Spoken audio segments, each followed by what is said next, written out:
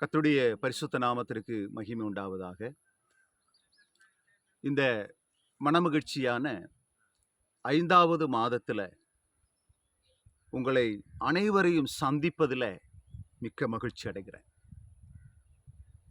கடந்த 4 மாத காலளவும் பரலோக தகப்பன் நாம் இருக்கின்ற பகுதிகளில் எல்லாம் நம்மோடு கூட இருந்து நம்மை ஆசீர்வதித்து இதுவரை நம்மளை நடத்தினார். ஆண்டவருக்கு மகிமை உண்டாகட்டும். கர்த்தருடைய பிள்ளைகளே, ஆதியாகமம் புஸ்தகம் 12வது அதிகாரம் அதனுடைய 2வது வசனத்தை நான் வாசிக்கிறேன்.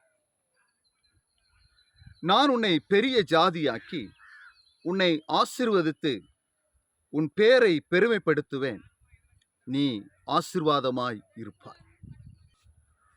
ஆண்டவருடைய வார்த்தை அங்க சொல்லுகிறது, ஆபிரகாமை பார்த்து சொல்லுகிற ஒரு காரியம். ஆபிரகாமை பார்த்து கர்த்தர் சொன்னார், நான் காண்பிக்கிற தேசத்துக்கு நீ போக வேண்டும். நான் காண்பிக்கிற தேசத்துக்கு நீ போகும் பொழுது உன்னை நான் ஆசீர்வதிப்பேன்.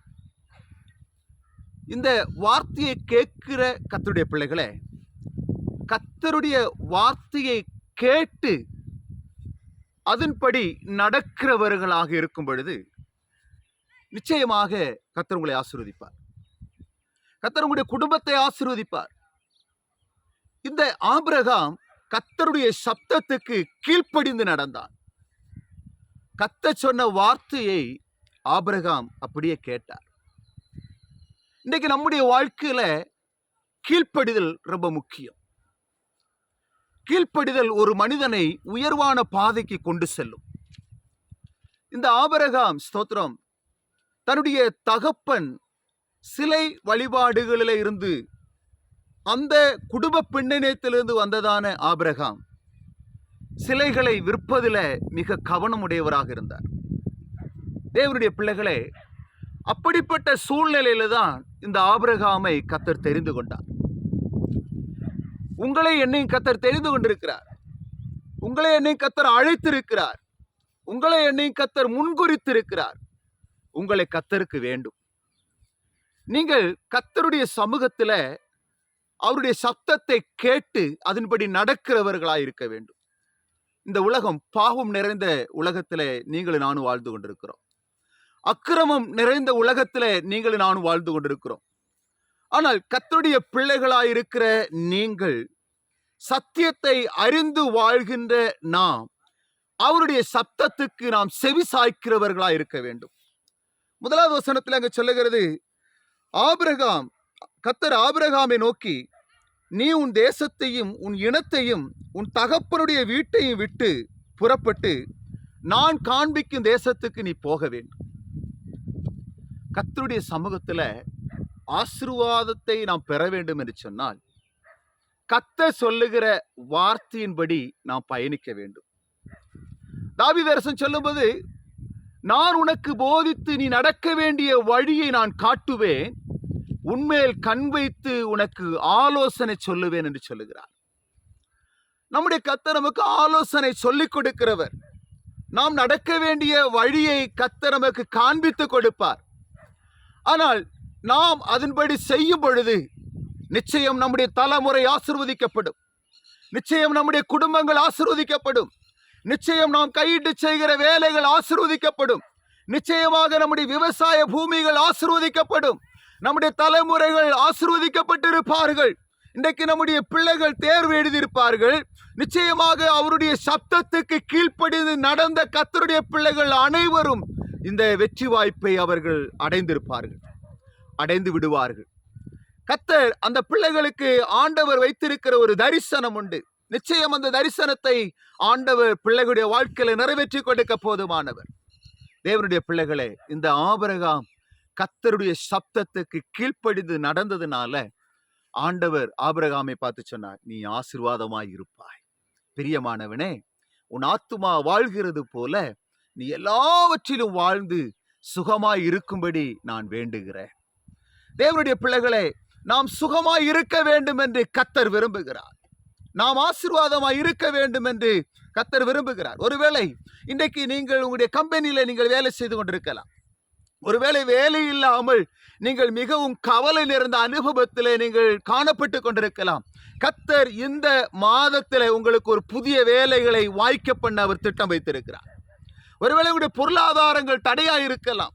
நீங்கள் கொடுத்த இடத்துல பணங்கள் வராமல் போயிருக்கலாம். இன்றைக்கு கடன் பிரச்சனையோடு கூட சிக்கப்பட்ட நிலைமையில மரணத்தின் பிடியிலே நீங்கள் அகப்பட்டு கொண்டிருக்கலாம். கர்த்தர் அந்த இடத்துல உங்களுக்கு ஒரு அற்புதத்தை செய்ய விரும்புகிறார்.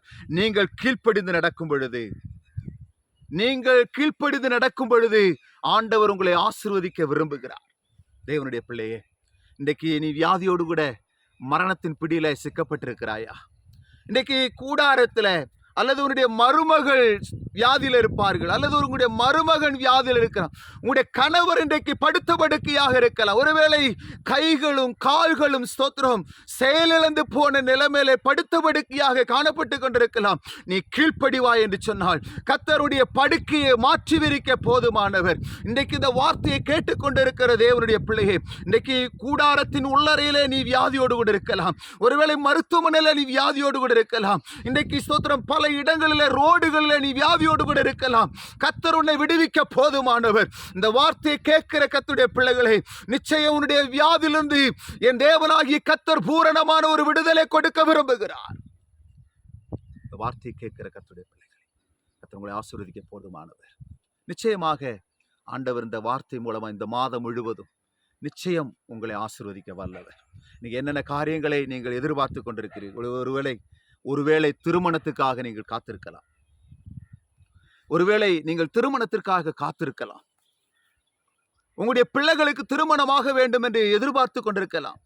அதனுடைய தேவைகளை நம்முடைய பரமபிதா உங்களுக்கு நிறைவேற்றி கொடுக்க போதுமானவர். வீடு வாசல் இல்லாமல் நீங்கள் கவலைப்பட்டு கொண்டிருக்கலாம். ஒருவேளை வாடகை வீட்டில் இருந்து கொண்டு வாடகை கொடுக்க முடியாதபடிக்கு நீங்கள் புலம்பிக் கொண்டிருக்கலாம். உங்களுக்காக கர்த்தர் ஒரு வழியை திறந்திருக்கிறார். அவர் திறந்தால் யாராலும் அடைக்க முடியாது. ஒருவேளை உங்களுடைய சகோதரர்களை கர்த்தர் ஏற்படுத்துவார். உங்களுடைய தலைமுறைகளை கர்த்தர் ஏற்படுத்துவார். உங்களுடைய சொந்த பந்தங்களை கர்த்தர் ஏற்படுத்துவார். ஓ ஸ்தோத்திரம், இந்த காரியம் எப்படி நடந்தது என்று சொல்லி நீங்கள் ஆச்சரியப்படத்தக்க விதத்தில் கர்த்தர் உங்களை ஆசீர்வதிக்க வேண்டும் என்று கர்த்தர் விரும்புகிறார். ஆமென். ஜெபிப்போமா. பரலோக தகப்பனே, ஆசீர்வதிக்கப்பட்ட நல்ல வேலைக்காக நன்றி சொல்லுகிறோம். இந்த மனமகிழ்ச்சியான இந்த நாளில, இந்த புதிய மாதத்துல நாங்கள் உங்களுடைய முகத்தை பார்க்கிறோம். இந்த வார்த்தை கேட்ட அனைவரையும் உடைய கரத்தில் ஒப்பு கொடுக்கிறோம். ஆபிரகாமை ஆசீர்வதித்த கர்த்தர், இசகாக்கை ஆசீர்வதித்த கர்த்தர், யாக்கோபை ஆசீர்வதித்த கர்த்தர் எங்களையும் ஆசீர்வதியும். இந்த வார்த்தையை கேட்டுக்கொண்டிருக்கிற ஒவ்வொருவரையும் கர்த்தர் ஆசீர்வதிப்பீராக. ஆண்டவரே, ஒவ்வொரு சிறு பிள்ளைகள், வாலிப பிள்ளைகள், பெரியவர்கள், ஆண்டவரே, உயர் அதிகாரிகள், டாக்டர்கள், நர்சுமார்கள், துப்புரவு பணியாளர்கள், காவல்துறையில பணியாற்றுகிற நபர்கள், இராணுவ வீரர்கள், ஆண்டவரே ஸ்தோத்திரம், வாகனத்தை இயக்குகிறதான டிரைவர்மார்கள், வருவாய்த்துறையில பணியாற்றுகிற ஒவ்வொரு அதிகாரிகள் இந்த வார்த்தைகளை கேட்கிற அவருடைய வாழ்க்கையில கர்த்தர் அவர்களுக்கு ஒரு அற்புதத்தை ஆண்டவர் செய்வீராக. கர்த்தருடைய ஆசீர்வதி. ஒருவேளை இன்றைக்கு ப்ரமோஷனுக்கு காத்து கொண்டிருக்கலாம். ஆண்டவரை, கர்த்தருடைய ஆண்டவரை வேலையில உயர் பதவியை கர்த்தர் கொடுத்தவர்களை கனப்படுத்த போகிற மகத்தான கிருபைகளுக்காக நாங்கள் நன்றி சொல்லுகிறோம். கர்த்தர் நீர் அப்படி செய்கிறதற்காக ஸ்தோத்திரம். தொடர்ந்து பலப்படுத்தும். எங்களுடைய மாணவ செல்வங்கள் தேர்வு எழுதியிருக்கிறாங்க. ஆண்டவரே, பிள்ளைகள் அனைவரும் வெற்றி சிறக்க கர்த்தர் உதவி செய்யும். நீ ஆசீர்வாதமாய் இருப்பாய் என்று சொன்னீங்கள் ஆண்டவரே. அப்படியாக 10th 11th 12th பிள்ளைகள் எழுதியிருக்கிற எக்ஸாமில் அனைத்து மாணவ மாணவிகளும் ஆண்டவரே வெற்றி பெற, நல்ல மதிப்பெண்களோடு கூட வெற்றி பெற்று ஆண்டவரே ஸ்தோத்திர, கர்த்தருக்கு கீழ்ப்படிந்ததுனால, கர்த்தரை தேடினதுனால நான் இன்றைக்கு அதிக மதிப்பெண்களை பெற்றிருக்கிறேன். இது என்னால் உண்டானது அல்ல, இது எல்லாம் தேவனுடைய கிருபையே என்று சொல்லத்தக்கதான பெரிய காரியங்களை செய்வீராக. எங்களை விட கரங்களை ஒப்புக் கொடுக்கிறோம். இயேசு கிறிஸ்துவின் நாமத்தில் ஜெபிக்கிறோம் நல்ல பிதாவே. ஆமென்.